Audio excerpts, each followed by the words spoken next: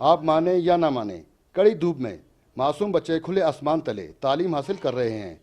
جی جناب، کوئٹہ کے وسطی علاقے جائنٹ روڈ پر 1987 سے قائم گورنمنٹ پرائمری اسکول کی عمارت سرے سے موجود ہی نہیں۔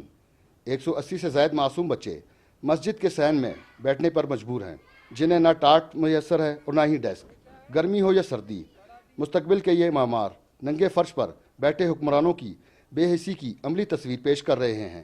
باقی اسکولوں میں پنکھے لگے ہوئے ہیں اور اے سی لگے ہوئے ہیں، ادھر اتنا گرمی ہے، پسینے چھوٹ رہے ہیں۔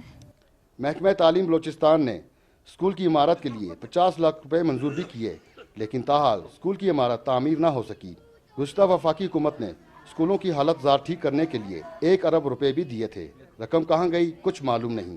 ایجوکیشن ڈپارٹمنٹ بلوچستان نے اس کے لیے کئی بار فنڈ جاری کیے اور ہمارے باقاعدہ سیکٹری صاحب کے، ہمارے جو ڈائریکٹر صاحب کے، ڈی ایس ریلوے کے ساتھ میٹنگیں بھی کئی ہوئیں، اور ہمیں زمین کا نشاندہی بھی پچھلے جائنٹ روڈ کے پیچھے کرایا گیا جو تقریباً 10,000 فٹ پر تھا، اور اس کے لیے تقریباً کوئی 50 لاکھ ہمارے ایجوکیشن ڈپارٹمنٹ نے منظور کرایا اسکول کی تعمیر کے لیے، لیکن اس کے لیے پھر ریلوے والوں نے NOC نہیں دیا، جس کی وجہ سے ایک کام گٹاری میں پڑ گیا۔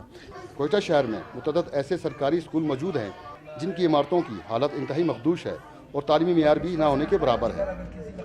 عوامی حلقوں کا کہنا ہے کہ نئی آنے والی حکومت تعلیمی اداروں کی زبوں حالی پر خصوصی توجہ دے تاکہ تعلیمی معیار کو بہتر بنایا جا سکے۔